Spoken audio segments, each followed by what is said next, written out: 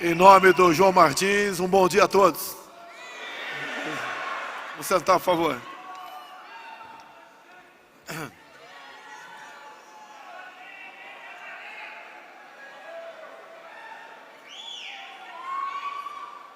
Passei 28 anos dentro do Parlamento brasileiro, conheço muita coisa lá de dentro, mas aqui para fora, muita coisa para mim era novidade.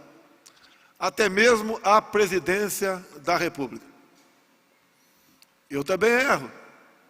Com uma semana, cometi um equívoco e não tem problema nenhum voltar atrás.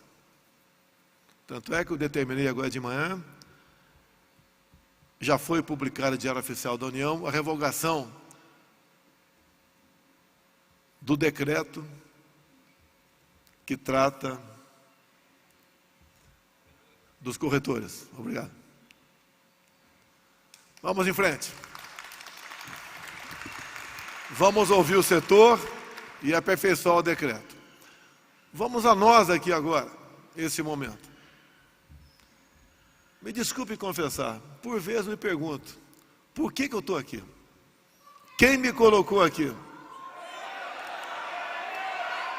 Quem eu era na disputa presidencial de 2018?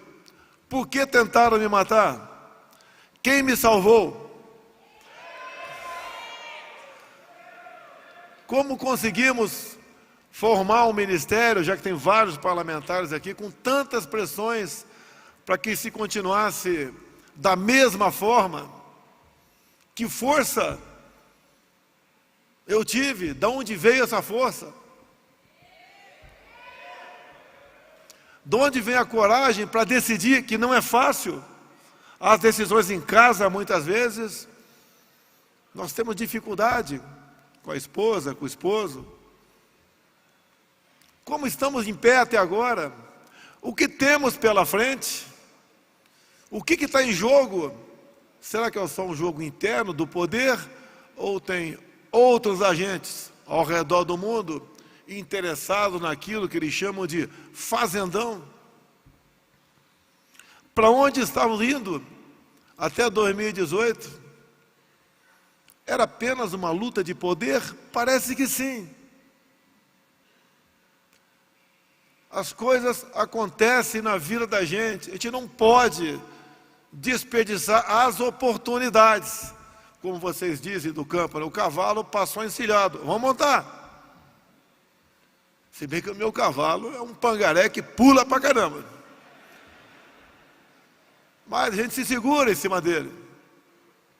Temos amigos, temos excelentes pessoas ao nosso lado. De vez em quando pinta uma trairinha, a gente bota na panela. O que nós temos para deixar para os nossos filhos e netos? Nós não podemos esperar chegar 23, 24, 25 e de repente falar o que nós não fizemos lá atrás para chegarmos nessa situação difícil que estamos hoje. Vamos aprender com o erro dos outros.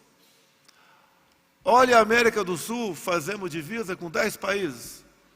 Um, inclusive, é um país europeu, né? A Guiana, a França. Como estão esses países? E o porquê? Qual o país mais rico em petróleo do mundo? É a Venezuela. A Venezuela hoje, o seu povo vive numa situação de pobreza pior do que o Haiti, que as Forças Armadas esteve lá por pouco mais de 10 anos. Depois enfrentou um terremoto com mais de 200 mil mortes. Um país que não tem nada. Eu estive lá. Nós queremos pegar o trenzinho de Cuba, Venezuela, a nossa querida Argentina, o nosso Chile e agora a nossa Colômbia. Esse trenzinho vermelho não é o nosso trem. O nosso trem é verde e amarelo.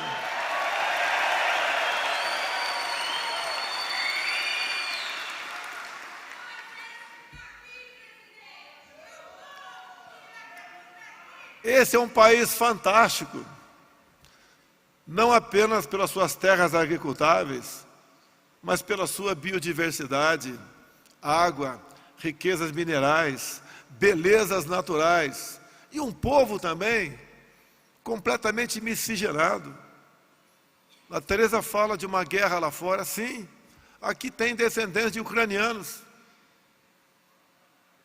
Conversei com o presidente Putin, depois conversei com o Zelensky.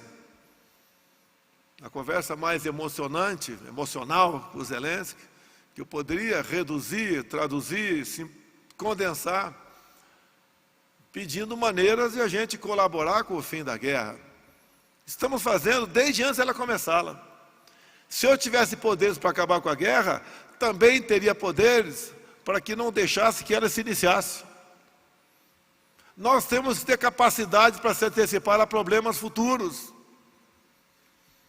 Sempre jogar dessa maneira. E como disse, ver o que está de errado na nossa vizinhança e não embarcarmos nesta mesma linha. O jogo de poder é bruto. Fazem tudo para que o seu status quo não seja alterado. O Brasil não é diferente. Nós temos mais que o dever, o direito de aperfeiçoar as instituições, desconfiar, debater. Ninguém tem o poder de falar, aqui eu mando, ninguém mete a colher, é assim, e quem for contra está atacando a democracia. Que pipoca de democracia é essa que estão atacando? Nós queremos transparência, queremos a verdade, queremos terminar umas eleições sem quaisquer desconfianças, seja qual for o lado. Queremos o bem do nosso Brasil, continuarmos sendo livres. É uma ameaça à nossa liberdade no momento. Onde se esperava alguém prender um deputado federal por palavras, por mais duras, inconsequentes e pesadas que tenham sido, prender um parlamentar que tem garantia no artigo 53 da Constituição de inviolabilidade por suas palavras, desmonetizar páginas de pessoas que pensam de maneira diferente e se expressam dessa forma, fazer com que jornalistas fujam do Brasil, não aceitar sugestões que eles pediram, que convidaram. Queremos a certeza de que o voto de cada um de vocês, uma vez apertado o botão na maquininha, vá realmente para aquela pessoa. Isso é democracia.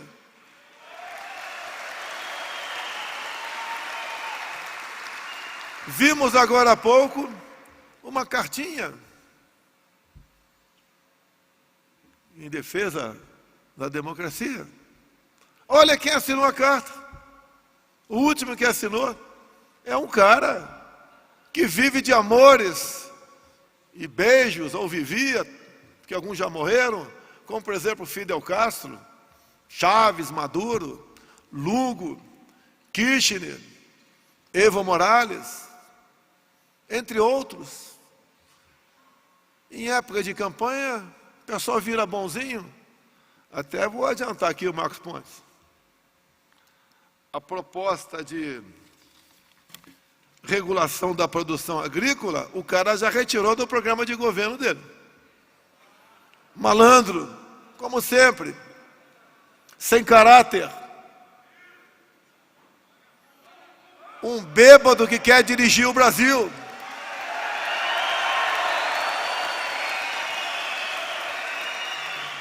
Da Febraban eu falei, se um funcionário de vocês te roubasse por anos o teu banco, e você descobrisse ou demitisse, alguns anos depois, se ele batesse a sua porta, você o empregaria de novo? É óbvio que não. O Brasil é uma Ferrari, ou melhor do que isso. Se botar uma pessoa com certos vícios para pilotar essa Ferrari, ela vai capotar na primeira curva.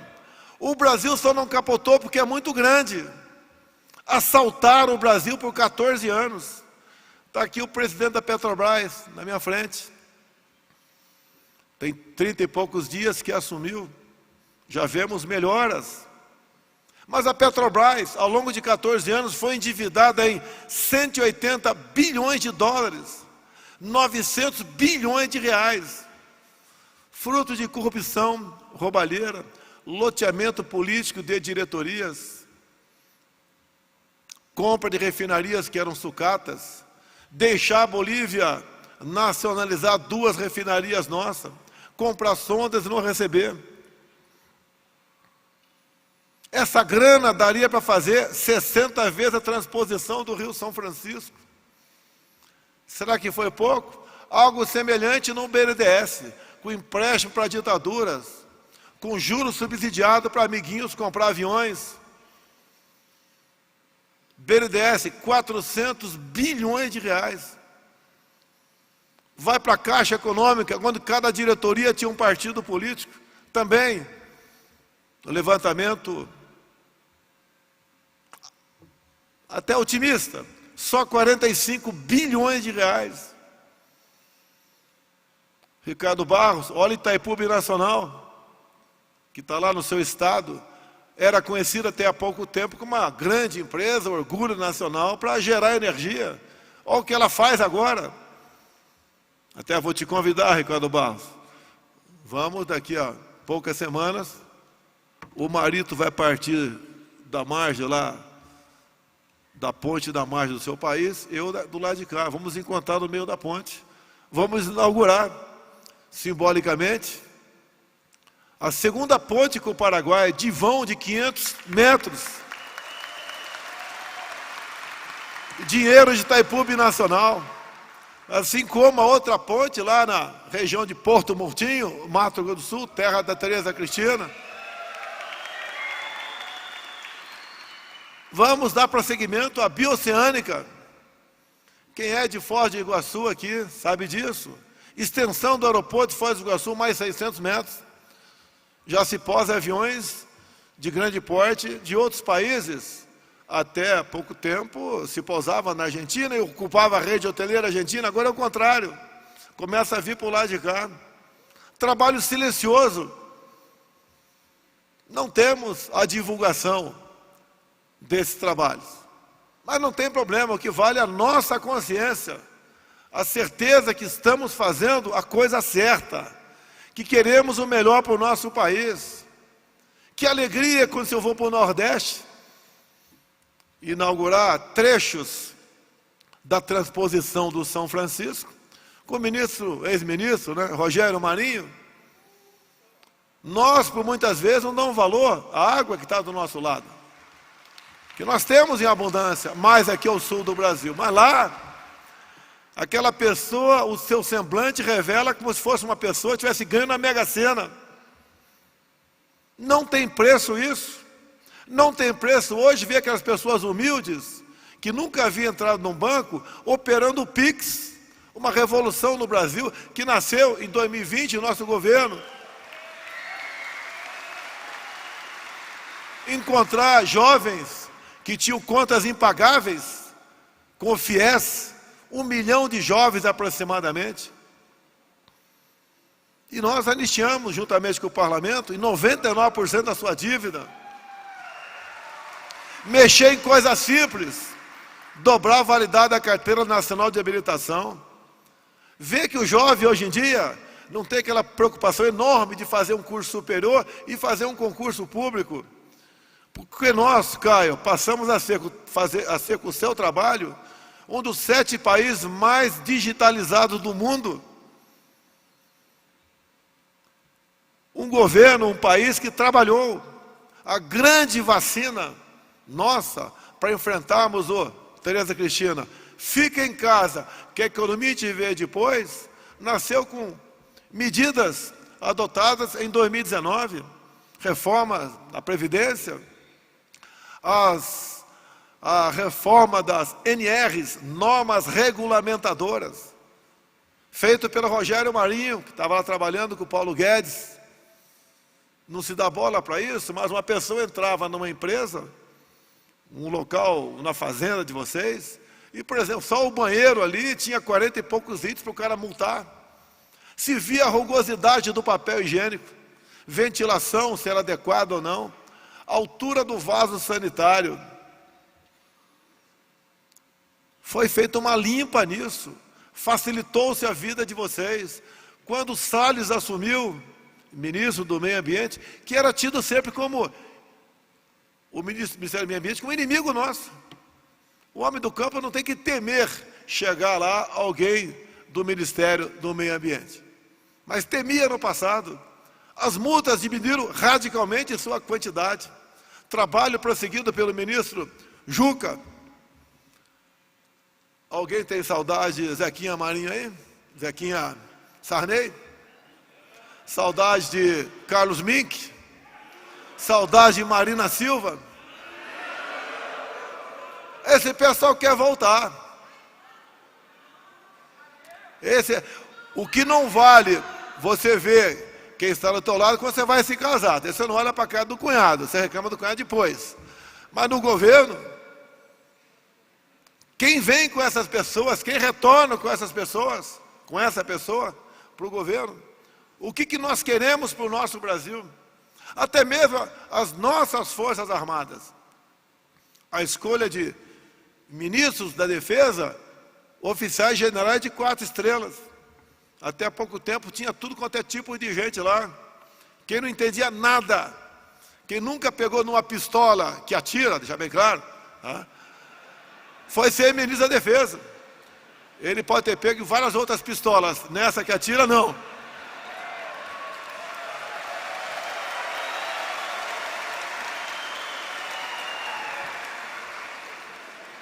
E essa maneira de tratar o Ministério da Defesa, que não começou agora, começou lá no final do milênio passado. Eles sabem que as Forças Armadas são o último obstáculo para o socialismo. Por isso o ataque. Por isso a criação da defesa em 99, não por uma necessidade militar, mas por uma imposição política, para tirar os militares da mesa de negociação. E de vez em quando me atacam. Tem muito militar no governo. Ora, se o povo quisesse ladrão, tinha votado na esquerda lá atrás.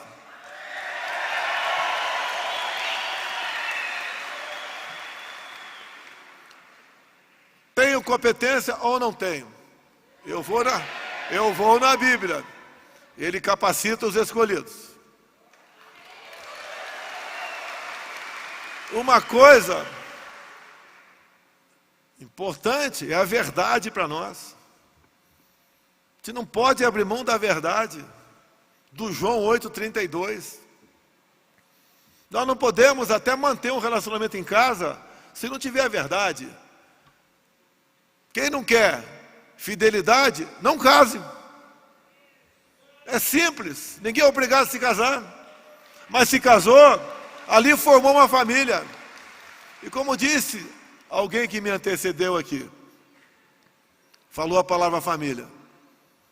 Quem é favorável à ideologia de gênero? Outro dia eu falei, né? Nós temos que, a família quer que o Joãozinho continue sendo Joãozinho. Desceram o cacete em mim. Ué, qual o problema? Alguém está errado nisso? Se alguém quiser mudar seu comportamento, que mude. Mas que não mude na escola. Eu comecei a aparecer em 2010, nessas questões. Família. Tivemos sucesso. Tem gente aqui, parlamentar, em 2010, era parlamentar, quando tentaram aprovar o tal do PLC 122, um projeto de lei, que botava na cadeia padre ou pastor que porventura se negasse a realizar qualquer tipo de casamento. Vai para a ponta da praia. Prender aí o Silas Malafaia, né? 3 anos de cadeia porque ele não quis realizar um certo tipo de casamento, em desacordo com a Bíblia a qual ele acredita.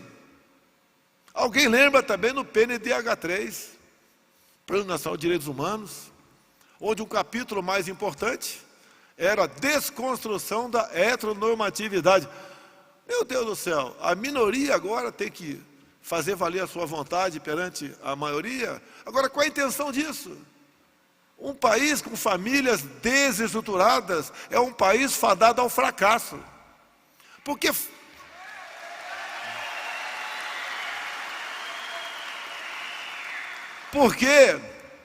esse outro lado, de cor vermelha, fala em liberar as drogas o tempo todo. Qual o benefício da droga? O que ajuda o nosso país? Olha o que está acontecendo no Uruguai com a liberação das drogas. Vão para alguns estados democratas dos Estados Unidos, o que está acontecendo nesses estados? O povo está mudando para estado republicano. É difícil entender o que esses caras querem. Esses caras do outro lado, ou são uns radicais servidores públicos, ou sempre foram criados em sindicatos.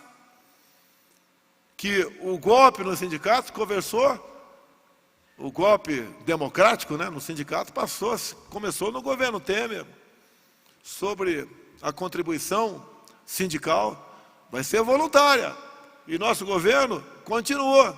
Os sindicatos perderam sua força. O sindicato de cor vermelha, o sindicato por lá de cá é muito bem-vindo. O sindicato por lá de cá, os seus líderes também têm as mãos calejadas. Do lado de lá, não. Entrando um pouco aqui na questão dos senhores, a Tereza falou que foi determinação minha. Muita coisa foi iniciativa dela. Como, por exemplo, titulação de terras. Pegou aí o garoto Geraldo Melo, filho de um senador que faleceu há poucos meses, botou no INCRA, fez um trabalho fantástico na titulação de terras, 370 mil títulos. Nós trouxemos esse pessoal que era escravizado pelo MST para o nosso lado. Passaram a ser cidadãos, passaram a ter dignidade.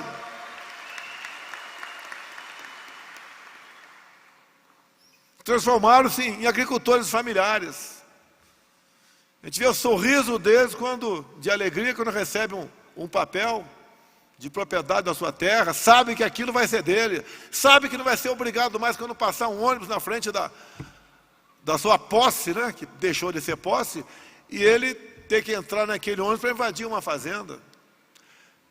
Uma referência apenas, né, no governo Fernando Henrique, uma referência, né, nada pessoal contra o presidente, mas no seu período tivemos uma invasão de terra por dia. No nosso governo passou a ser 4 por ano.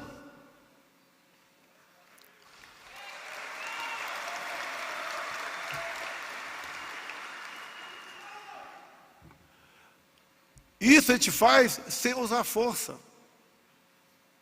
Faz com ideias de pessoas que estão ao nosso lado, que foram escolhidas pelo critério técnico.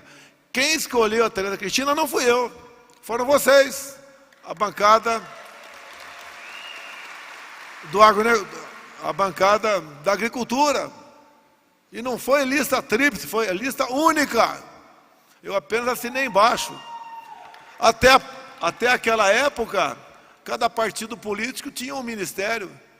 Então, se tem um partido mais da esquerda na agricultura e outro um pouco mais à direita no meio ambiente, ou o inverso, está atrito, não tem solução, é briga de poder. Nós acabamos com isso, deixando de lado indicações políticas puras, se bem que algumas têm que ser, como, por exemplo, o chefe da Casa Civil. Até a arrumação do governo tivemos outro perfil lá.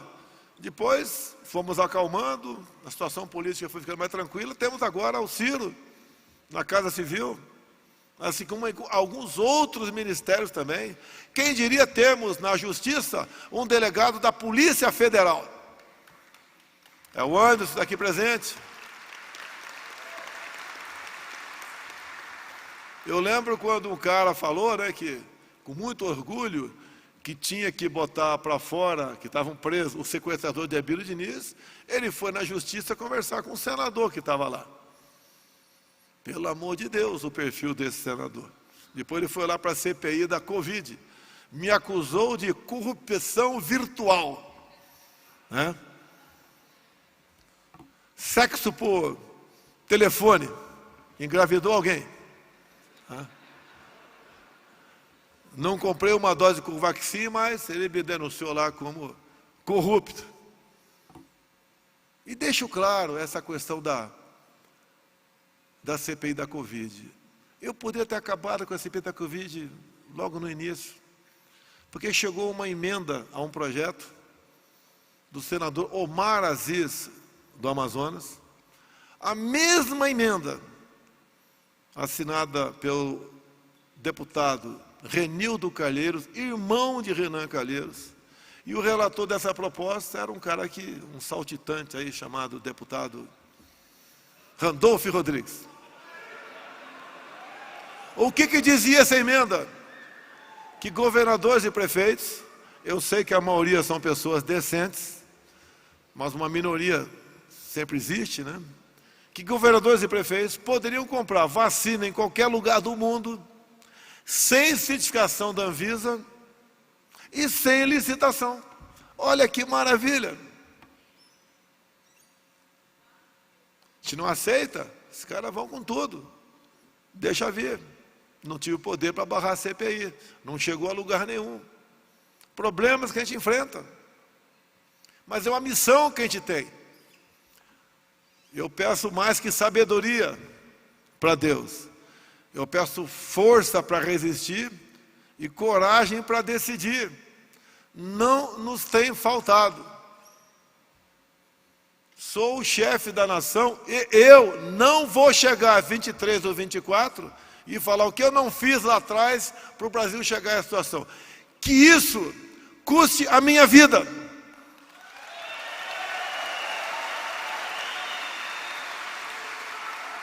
Nós somos a maioria, nós somos pessoas de bem, nós de verdade trabalhamos. Vamos perder para narrativas, para 3 ou 4 aí que assumiram cargos e se acham deuses? Eu comecei a minha conversa lá na FEBRABAN, Federação Brasileira de Bancos, e fui muito aplaudido no final. E comecei falando, quanto mais poderoso é o homem, e mais rico, mais ele está distante de Deus. Ele acha que ele é imortal. Todos nós vamos ter um ponto final. E se não enterrar, o urubu vai comer. O Paulo Guedes me surpreendeu lá, na FEBRABAN. Somos formados de moléculas. Paulo Guedes.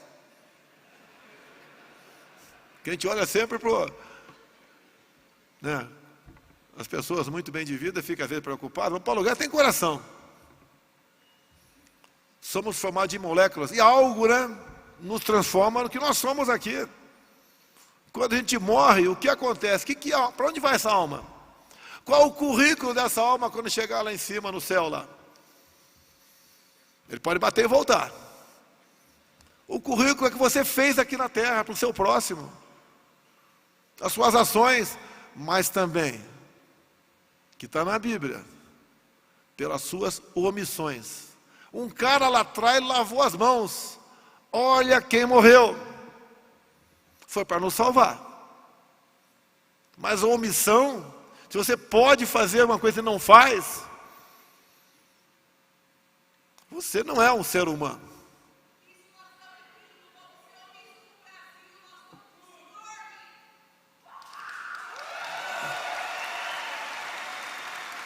Eu lembro durante a minha campanha, que foi bastante tumultuada, e alguns perguntavam o que eu ia fazer, porque eu tinha uma reeleição tranquila de deputado. Deputado tem uma vida tranquila. Terça, quarta e quinta ele rala. Segunda e sexta ele está na base ali. Mas ele passa sábado e domingo em casa se quiser. Se quiser ralar, rala também. Eu ralo de domingo a domingo. E eu falava, olha, eu tenho 2 destinos. Praia ou Planalto. Quando acabou a eleição eu falei, me dei mal, vou para o Planalto. Mas é uma missão. Quantos de vocês passam por momentos como esse? Não deixem passar a oportunidade de agir. Não se omitam, se exponham, falem. A nossa geração não pode ser lembrada lá na frente como uma geração que teve a chance de fazer e não fez, se acomodou, se acovardou para 2 ou 3 pessoas que não tiveram qualquer mérito para chegar onde chegaram. Vamos continuar aqui, já estou falando demais. Agronegócio, produtor rural, agricultor familiar, somos uma só família. Vocês não pararam na pandemia. O número de...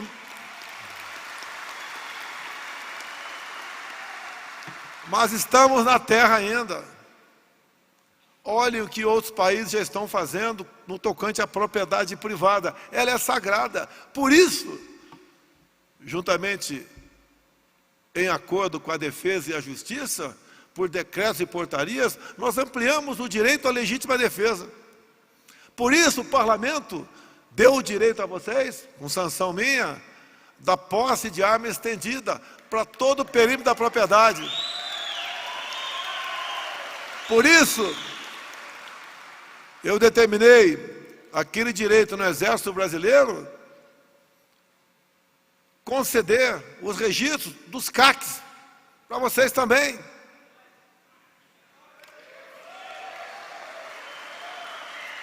Povo armado jamais será escravizado. Compre suas armas. Compre suas armas. Isso também está na Bíblia, lá no Pedrão. Vendo suas capas e compre espadas. Nós não somos cordeiros. Não queremos ser lobos também. Mas jamais seremos cordeiro de 2 ou 3. Vamos dizer que a nossa liberdade é sagrada. E ela não tem limites. Não tem esse papinho de fake news.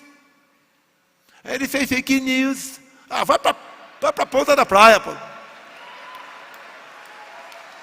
O problema do Brasil é fake news agora. Nós somos uma grande nação. Quando ando pelo mundo, andava com a Tereza Cristina, muitas vezes ela no escalão precursor. Lá fora o pessoal adora o Brasil. Obviamente não é porque somos um povo bonito apenas. É porque tem interesses. Há poucas semanas recebi a senhora presidente da Organização Mundial do Comércio. Depois de uma hora, ela declarou fora do Brasil. Sem o Brasil, o mundo passa fome.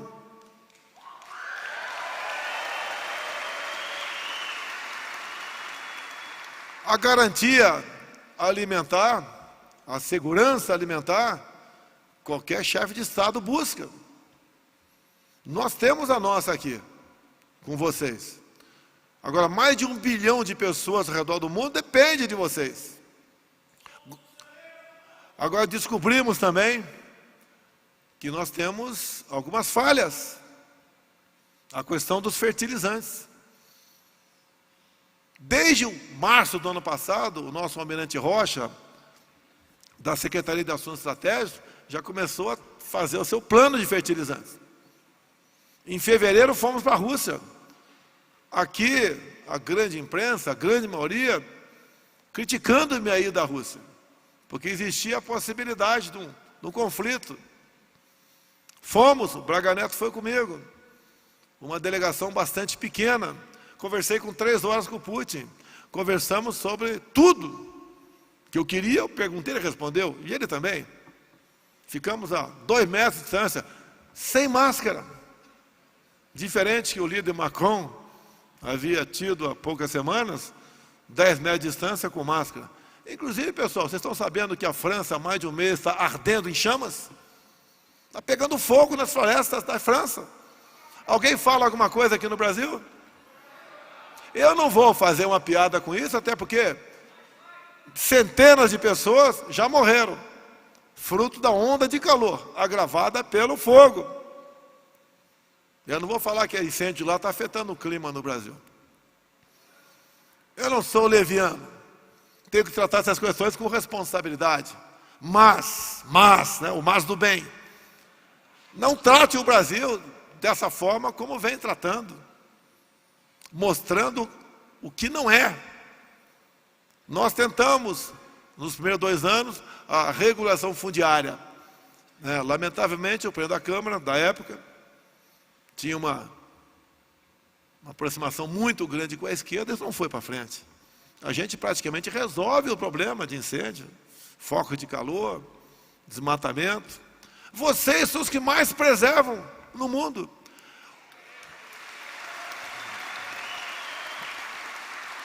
Lá na região amazônica preserva 80%, mais aqui para o sul preserva 20%. Vocês fazem esse trabalho. Quando a gente sobrevoa a Europa, ou até mesmo os Estados Unidos, coincidência ou não, onde eu sobrevoei, eu não vi mata ciliar, eu não vi mancha verde lá embaixo, eu não vi nada.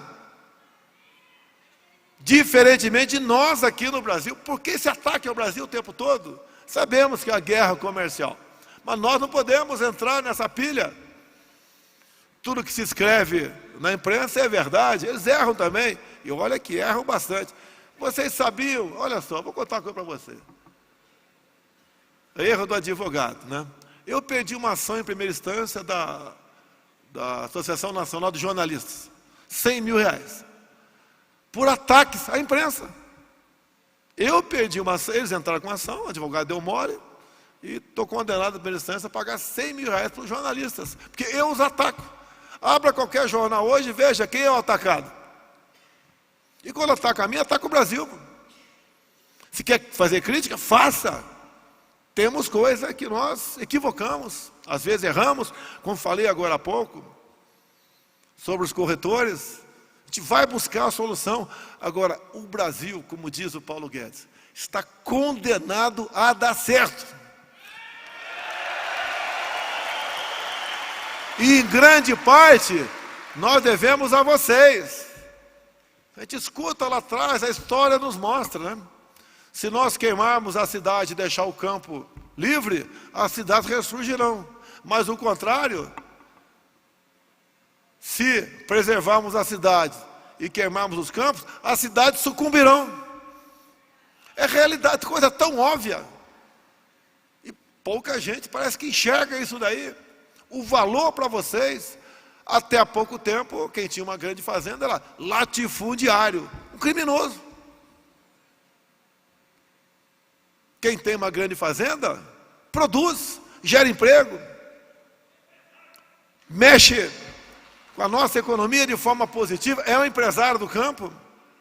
E vocês correm risco. Eu me meti a besta em 79, plantei 30 hectares de arroz em Niuaque, Mato Grosso do Sul. Ralei igual um desgraçado para não ter prejuízo. Não é fácil. Vocês dependem da natureza. E não tem dia para trabalhar. Hoje é domingo, hoje é feriado. Eu vou emendar esse feriadão. Trabalho de sol a sol, de domingo a domingo. Fazem de forma voluntária. Tem prazer no que faz. Faz para o seu bem, para o bem da sua nação. O Brasil agradece a vocês o trabalho de cada um. E nós vamos dessa forma vivendo em paz. Aqui, quando se fala em terrorismo, MST, tá? O terrorismo são para as lideranças do MST. Que o homem que está lá na sua posse, ele é ousado. Muitas vezes é uma pessoa que tem pouca cultura, mas tem um grande coração. Esse, Tereza Cristina, como você disse aqui, nós estamos trazendo cada vez mais para o lado do bem, titulando terras. 16, 14 anos de um governo aí, com a bandeirinha vermelha, foice e a martelo. Nós, em 3 anos e meio, titulamos mais do que 14 anos do outro lado. E olha que ele dizia o amigo deles. E que ele disse há pouco tempo, esse cara, vamos valorizar o MST. Você valoriza o MST titulando. E não deixando a situação de semi-escravidão para usar por um projeto de poder. Posso continuar um pouco mais, Martins? É de extrema importância. Foi de passagem, foi falado aqui. Novo marco temporal. Vocês. Está tudo tranquilo, consolidado na Constituição de 88. Quem ocupou terras até aquele momento é reconhecido. De repente, o nosso querido ministro Edson Fachin resolve, que foi advogado do MST por muito tempo, resolve falar o seguinte: não, vamos dizer que esse marco da Constituição de 88 não vale, vamos fazer outro. E lá apresenta a sua tese, e apresenta o seu voto, obviamente, favorável ao novo marco temporal. O que é isso? Se você chegar na casa de você, tiver um índio lá num canto qualquer, perdeu a fazenda. E daí teve um outro voto do ministro Cássio, empatou o jogo, e está em vistas com o ministro Alexandre de Moraes. Não sei qual vai ser o voto dele. Mas, isso, terminando e sendo reconhecido o novo marco, tem centenas de propostas que estão na justiça de demarcação de terra indígena. Essas centenas equivale a dobrarmos a atual áreas indígenas do Brasil, que hoje equivale a uma região tamanho a Sudeste. Ali, Rio, Espírito Santo, São Paulo e o grande estado de Minas Gerais. É uma área enorme. Se isso for dobrado, acabou o agronegócio. Porque pela alocação geográfica dessas novas áreas, se tira da rota do agronegócio uma outra área do tamanho do estado de São Paulo. Se isso for aprovado no Supremo, nós temos trabalhado para que isso não seja aprovado. Mas se for aprovado, eu vou ter que cumprir?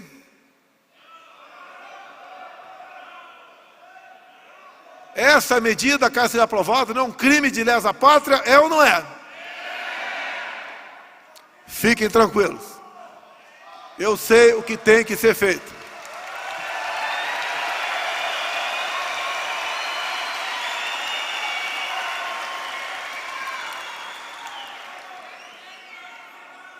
Eu vou aqui partir aqui para o encerramento, já falei demais.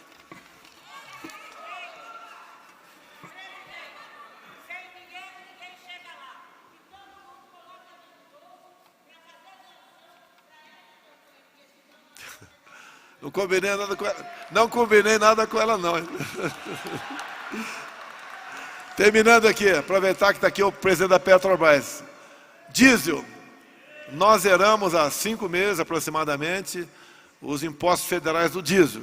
Assim como desde o ano passado zerei os impostos federais do gás de cozinha. A Petrobras anunciou esses dias uma pequena redução, 20 centavos no litro do diesel. Um caminhoneiro bota em média 500 litros no tanque, né? 500 litros. Isso equivale a uma economia de R$100. Está caro o diesel? Está caro. Mas nós temos que ver por que está caro. Se é só no Brasil, a culpa é minha e a do Caio. Está no mundo todo. Nós dependemos de importação de diesel. Porque lá atrás, um cara começou a fazer 3 refinarias, enterrou 100 bilhões de reais, e essas 3 refinarias viraram um sucatão. Somos obrigados a comprar. A guerra fez subir o preço. Eu não interfiro em nada na Petrobras. Eu mando uns prints lá do preço do Brent lá. Olha, o dólar caiu, não sei o que lá. Ele já tem na minha frente mais atualizado ainda. E tem tomado providências. Como há 3 semanas, a gasolina baixou em 35 centavos na refinaria também. Mas também tem um outro lado. Um trabalho em conjunto com o Parlamento brasileiro, Câmara e Senado, a questão do ICMS dos combustíveis. E resolveu-se, então, aprovar um projeto dizendo que o teto do ICMS para os essenciais seria de 17%. Essenciais: combustíveis, energia elétrica, comunicações e transporte. O meu estado do Rio de Janeiro, os outros não sei de cabeça aqui, 1 litro de gasolina, o governador ganhava R$ 2,32 por litro de gasolina. Eu acho que é meio abusivo isso. Não esqueçamos, com a política do fica em casa, com quase todos os governadores apoiando, fica em casa, a economia te vê depois, o pessoal passou a consumir menos combustível. O que pelo menos 17 governadores fizeram em 2020? Aumentaram o ICMS dos combustíveis. Depois, quando começou a voltar à normalidade em 21, esqueceram de diminuir o que tinham majorado. Nós colaboramos, e muito, com todos os governadores e prefeitos, por ocasião da pandemia, além de meios, né, para combater a Covid, com recursos. E tanto é verdade que eu desconheço um só prefeito, um só governador, que atrasou sua folha ou não pagou em dia o 13º dos seus servidores. Fizemos a nossa parte. Não deixei de lado o governador do Maranhão, porque é o que mais me criticava. Não, o povo não merece sofrer por ter um governador comunista fortinho. Vocês repararam, pessoal? Vocês pegam a Coreia do Norte. O chefe ele é um gordinho, Kim Jong-un. Vocês pegam a Venezuela, o gordinho, o Maduro. Vocês pegam o Maranhão, o gordinho. Nesses países onde a esquerda se faz presente, é ditatorial, ou o governo do Estado é mais de esquerda, só o chefe de Estado é o gordinho. Nada contra gordinho aqui, nada contra gordinho aqui. Eu, inclusive, estou ficando bastante barrigudinho. Mas é a política desses caras. Quanto mais miséria, melhor ele manipula a sua população. Aprovamos, então, 17% de teto no Congresso. E a esquerdalha que vivia dando pancada em mim sobre o preço de combustível, não falava, obviamente, da política do fica em casa, não falava da guerra da Ucrânia. Tá? Eu era o responsável. Mas todos os senadores do PT, no Senado, obviamente, votaram contra a redução de impostos. Lá também, quando nós... É um assunto que é bastante complicado, né? Mas é necessário. Quando se falava em Bolsa Família, a média era R$190, e tem gente que não tem mais condições de trabalhar, ou não está qualificada para trabalhar, não teve uma boa juventude, não se interessou, ou não teve oportunidade, não interessa. Quando nós resolvemos passar para R$400, o Auxílio Brasil, em dezembro, e tínhamos que negociar a questão dos precatórios, a esquerda votou contra. E depois, quando se passou aí para 600, sabe que é um valor razoável perto do salário mínimo, também agiram da mesma maneira. Ou seja, certos partidos políticos buscam o poder através do sofrimento do povo. Discursa contra, fala um montão de baboseira, mas vou votar a favor, os mais R$200. Mas, vamos lá para o encerramento. Tá? Eu agradeço a Deus pela missão, tá? A Ele também pela minha segunda vida, a vocês, povo trabalhador do Brasil que faz a sua parte, aos meus ministros, que eu dei total liberdade para eles trabalharem. E eu falei, o mais importante é não atrapalhar o brasileiro, é abrir mão de poder. E alguns podem perguntar, eu abri mão de poder? Sim. O Banco Central, independente. É confiar no Roberto Campos? Sim. Também confiar nele. É vocês terem a certeza que eu não vou ligar para ele, um presidente, que jamais um presidente faria isso. E vai vender $1 bilhão amanhã? Vai ou não vai, porque eu vou mandar meus amigos vender antes que ele caia de preço. Não tem informação privilegiada para o Banco Central. Se algo acontecer de errado lá, tem um responsável, Roberto Campos. Assim como algo está de bom ou não em qualquer ministério meu, não é influência minha. É responsabilidade do respectivo ministro, que teve total liberdade. Eu pedi um cargo para a Tereza Cristina apenas, secretário da Pesca, Jorge Seife, lá de Santa Catarina. Um garoto nota 1000, que está revolucionando a pesca no Brasil. Rimou, né? Olhem, por exemplo, o Lago de Itaipu, bastante avançado, o trabalho do Jorge Seife. Vamos praticar a piscicultura no Lago de Itaipu. Só pôr lá, vamos aumentar em 40% a nossa produção de pescado. E o que fizemos para antecipar? Não digo a problemas, para ajudar o piscicultor. Já está acertado com a economia. Vamos zerar a partir do ano que vem imposto para ração de peixe. Assim como vocês veem numa notícia da imprensa, o Brasil dobrou a sua produção de energia elétrica do sol. É que nós também colaboramos, zeramos impostos de vários produtos, entre eles placas fotovoltaicas, zeramos imposto de importação. É verdade? Obrigado aí. Assim como alguns falam, né? Pô, o cara zerou o imposto de importação de veleiro. Daí o cara fala, o que eu tenho a ver com veleiro? Pelo menos na Europa, que tem 7 milhões de veleiros. Cada veleiro, de forma direta ou indireta, gera 2 empregos. E nós tínhamos problema aqui, já começou a chegar veleiro em abundância, mais emprego. As taxas de desemprego no Brasil têm diminuído. Os especialistas, que é o país dos especialistas, né? Mas depois do que aconteceu, dá uma catástrofe, vai lá a televisão, um especialista aqui nisso. Mas já aconteceu a desgraça, pô, eu queria ver ele falar antes. Os especialistas achavam que, por exemplo, a questão do desemprego no Brasil só seria vista a partir de 23. Vimos agora, baixamos de 2 dígitos a taxa de desemprego no Brasil. Estamos com deflação. E a previsão, o mês que vem, voltarmos a termos deflação também. O nosso superávit fiscal é esse? Se é superávit é positivo, né? Mas está positivo. Nunca entrou tanto dinheiro no Brasil de fora. Nunca o Tarcísio foi a pessoa certa no lugar certo desde o início do nosso governo. A galera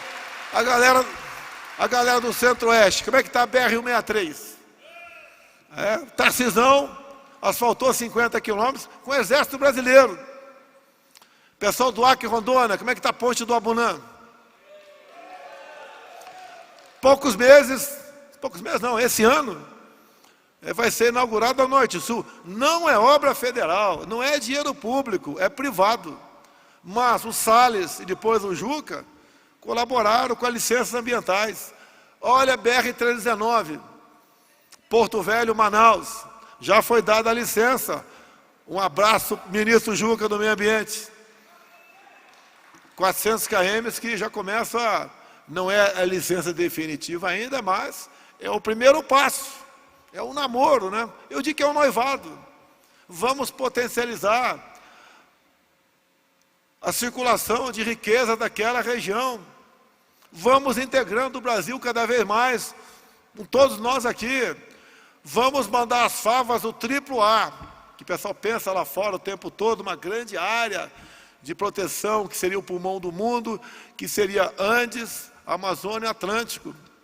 Vamos cada vez mais fortalecer as nossas forças armadas, tratadas como inimigas até há pouco tempo, porque era um obstáculo para o socialismo.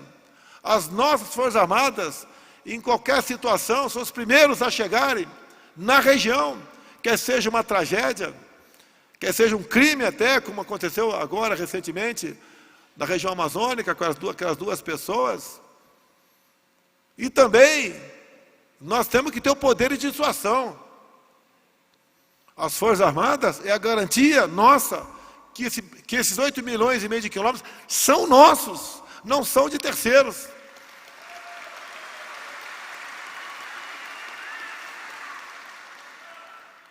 Até o fato de ter excelentes pessoas que poderiam ocupar a vaga de vice, excelentes pessoas, mas escolhiam um general de exército que esteve à frente da intervenção no Rio de Janeiro, foi depois chefe da Casa Civil, foi ministro da Defesa, que colaborou enormemente no nosso plano de governo agora, que sabe conversar de forma amigável com toda a sociedade, que me orgulha de ter ao nosso lado, numa função de reserva meu. Se bem que eu espero não passar o bastão para ele, né? Mas se tiver que passar, vocês sabem que estarão em boas mãos, como estaria em boas mãos se tivesse com a Tereza Cristina, que foi cogitada a ser ministra também.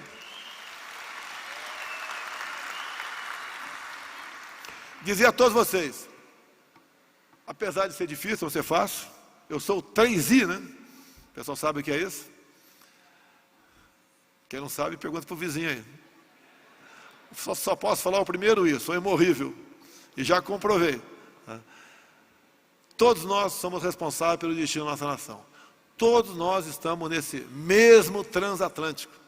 Não interessa o que você pense de bem ou de ruim a meu respeito. Temos um governo realmente aberto a todos vocês, que conversa, que volta atrás quando erra, que nós somos seres humanos e erramos, que busca fazer o melhor, que cada vez mais fala que mais importante que a própria vida de cada um de vocês é a tua liberdade. Eu lembro do meu pai, né? Era garoto, morava na fazenda Quirongose, em Eldorado Paulista, Vado Ribeiro.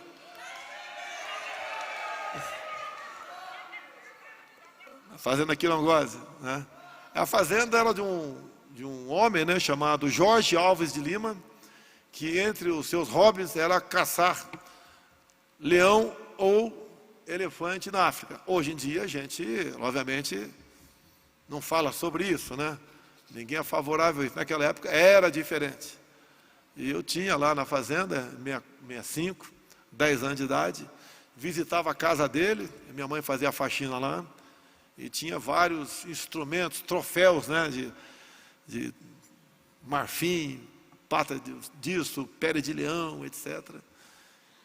E passou o tempo, até que o ano passado, chegou para mim um contato que o Jorge Alves de Lima estava vivo. E ele me convidou para ir na casa dele, que na verdade é um apartamento em São Paulo. Eu fui. Estava já de bengala, estava lá com a tua esposa lá, feliz da vida, seus 90 anos.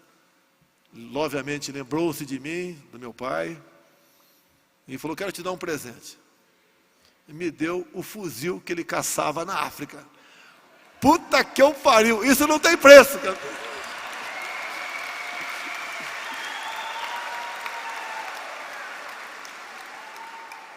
Me senti um garoto.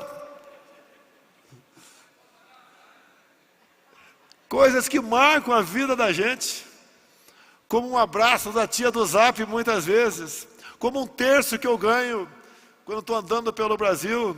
Vocês sabem as 3 palavras que eu mais ouço quando estou no meio do povão? Não desista. Deus te abençoe. Estamos orando por você. Pessoal, vamos lá. Nunca se viu o orgulho de ser brasileiro como vemos agora. Nas minhas andanças pelo Brasil, muitas vezes de helicóptero, é comum na entrada das fazendas uma vara de bambu e uma bandeira verde e amarela lá em cima. Isso não tem preço. Isso é Brasil. Isso é cada um de vocês. Não somos mais, Tereza Cristina, como você disse aqui, o país do futuro. Somos o país do presente. Estamos juntos. Pode ter certeza disso. Isso não é da boca para fora. Sempre foi assim. Não vamos mudar o nosso plano de governo, a não ser para melhorar. Ali não tem recado, ali tem realidade. Ali tem o nosso futuro, ali tem o nosso compromisso. Traz essa bandeira aqui, essa turma aí, traz aqui, pô. Traz essa bandeira, aquela lá, aquele bandeirão lá. Traz esse bandeirão para cá. Aqui ninguém vai tomar bandeira de ninguém. Muito obrigado a todos vocês. Obrigado a Deus pela missão, pela minha vida, pela nossa vida, pelo nosso país e por essa gente maravilhosa. Muito obrigado a todos vocês. Brasil acima de tudo, Deus acima de tudo.